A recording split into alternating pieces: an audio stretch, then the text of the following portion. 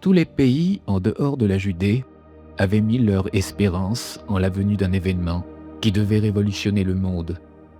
N'était-ce pas pour cette raison que la Sibylle assyrienne disait « De l'orbe solaire, Dieu fera naître un roi et mettra fin à la guerre qui dévaste le monde.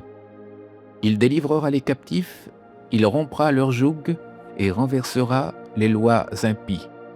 Il allégera les fardeaux et brisera les chaînes qui forgent l'oppresseur. » N'était-ce pas contre le fanatisme de la religion mal comprise et de la superstition que se sont levés les prophètes antiques? Ce fut pour lutter contre le matérialisme que les Agarthiens envoyèrent plusieurs de leurs membres pour vivifier la pensée des Perses. Cette pensée va en particulier s'exprimer dans les écrits de Zoroastre et de ses disciples. Ce sera dans ces écritures que l'on retrouvera le concept du Messie spirituel exprimé auparavant à Salem par Mashiventa Melchi-Tzedek. Quoi d'étonnant que les cérémonies religieuses des Zoroastriens fussent dirigées par des mages. Quoi d'étonnant à ce que ces mages, apprenant la nouvelle de la venue du Messie, en viennent à se déplacer de fort loin pour venir rendre hommage à l'enfant de l'espérance et répandre le message partout sur leur chemin. Quoi d'étonnant à ce que les Esséniens demeurassent dans la continuité de la pensée zoroastrienne, c'est-à-dire dans la pensée des maîtres spirituels de l'Égypte et de la Grèce, quand les conquêtes impérialistes amèneront Rome en Judée. La pensée juive en général sera largement hellénisée. Quand vinrent la domination romaine et le règne d'Hérode, le Messie vivait dans toutes les consciences, dans celle des Juifs comme dans celle des Goïms ou des gentils. Les peuples espéraient la venue d'un Messie. Le voilà dans la forme de l'enfant Jésus de Nazareth, qui naquit sous le signe de la Vierge ce 21 août de l'an 7 avant l'ère chrétienne. Cette naissance avait été précédée par celle de Jean, fils de Zacharie, qui naquit sous le signe du Bélier 5 mois plus tôt, ce 25 mars de l'an 7. Selon la loi de Moïse, chaque fils premier-né appartenait au Seigneur. En cela, comme en beaucoup d'autres points de l'enseignement moïsiaque, Marie entendait vivre la tradition ancienne. Bien que de souche galiléenne affiliée à l'ordre des Esséniens, elle vivait pleinement la loi dans sa lettre comme dans son esprit, car les Esséniens vivaient les mystères ésotériques de la tradition de Moïse et de Salomon, à l'inverse des nombreux pharisiens et sadducéens qui se contentaient d'en respecter la lettre, en cherchant constamment à détourner l'esprit quand cela ne satisfaisait pas leur orgueil et leur vanité. Dès les premiers jours, les premières heures de son existence terrestre, Marie entendait consacrer à l'Éternel la vie de Jésus. Elle le vouait à sa mission messianique. Pour sa part, Joseph n'était pas trop en porte-à-faux par rapport à Marie, mais il considérait davantage son fils comme un futur maître spirituel. Il le voyait davantage consacré à une mission prophétique. Si on essaye de pénétrer au cœur ésotérique de la tradition juive, cœur qui sera ultérieurement à l'origine de la tradition chrétienne, on aboutit inévitablement au gardien secret de la foi juive, c'est-à-dire les Esséniens. Les Esséniens étaient le cœur ésotérique et métaphysique de la foi juive. Ils étaient le cœur de la religion universelle authentique et en cela, ils rejoignaient la tradition commune universelle de l'Agartha. Car les Agarthiens ont toujours cherché à traduire, derrière les multiples formes de la pensée spiritualisée, l'unique foi planétaire. On ne doit jamais perdre de vue que si la vérité de l'être suprême est unique, Le chemin qui y conduit l'est également. Mais en la circonstance, on peut dévier à droite ou à gauche de ce chemin. Toutefois, tôt ou tard, pour aller vers la lumière, il nous faudra regagner le chemin central. Les Esséniens suivaient la voie centrale, qui conduisait à la réalisation intuitive et illuminative de la vérité du Dieu suprême, créateur de tous les mondes. Ils ne différaient pas des pythagoriciens, des platoniciens, des yogis, des Égyptiens ou des Perses, dont les mystères étaient calqués sur celui de la tradition primordiale, conservée dans l'ordre de la fraternité blanche de l'Agartha. Depuis Moïse, les mystères initiatiques ne s'étaient jamais perdus. Ceux-ci ont toujours suivi la filière traditionnelle des grandes écoles d'initiation qui aboutissaient dans ses ultimes degrés à la sagesse de la prophétie et de la théurgie. Pour devenir théurge ou prophète, les enfants d'Israël, rappelez-vous le sens secret du mot Israël, les enfants devaient passer par l'initiation au mystère. Souvenez-vous que Moïse était allé quérir cette initiation en Égypte. Il fallait donc que l'enfant d'Israël, l'enfant de la lumière, l'enfant de la race aryenne lumineuse, par opposition à la race atlantéenne, devienne un naziréen, ou si vous voulez, un nazaréen. L'état de nazir était le point ultime de développement spirituel dans l'ordre des Esséniens.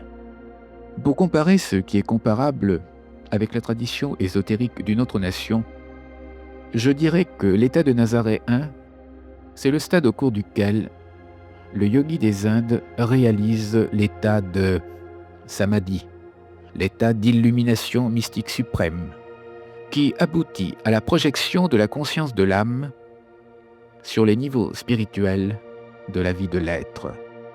Par cette projection de soi hors de la matière dense de la planète, l'âme pouvait accéder temporairement à la vie du monde qui sera la sienne lorsqu'elle se désincarnera de manière définitive du plan terrestre d'existence.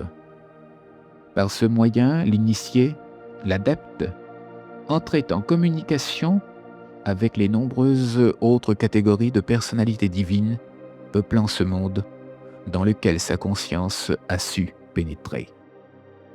Marie et Joseph, par leur affiliation essénienne, n'avaient qu'un seul désir à l'égard de Jésus, c'était d'en faire un naziréen. Mais comme ils vivaient tous deux également la lettre de la loi, ils envisageaient déjà de faire de Jésus un futur rabbin. Nous verrons plus tard si les aspirations des parents concordaient avec les préoccupations véritables et spirituelles de Jésus, adombrées par la conscience universelle du Fils créateur Michael de Nébadon. Pour bien comprendre l'état d'esprit de Marie et ses aspirations profondes à l'égard de celui qu'on a annoncé comme étant le Fils de la promesse, il est intéressant de relire l'histoire de Samson et celle de Samuel. Un ange avait annoncé à la mère de Samson qu'elle allait être enceinte, qu'elle enfanterait un fils et que le rasoir ne passerait pas sur sa tête parce que l'enfant était naziréen dès le sein de sa mère. C'était lui qui commencerait à délivrer Israël de la main des Philistins.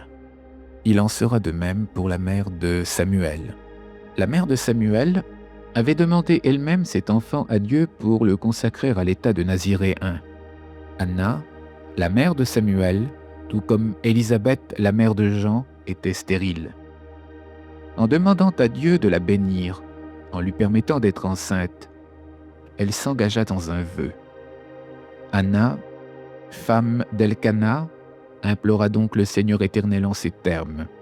« Éternel des armées célestes, si tu donnes un enfant mâle à ta servante, je le donnerai à l'Éternel pour tous les jours de sa vie, et aucun rasoir ne passera sur sa tête. » Ce fut alors qu'Elkana connut sa femme et la mit enceinte.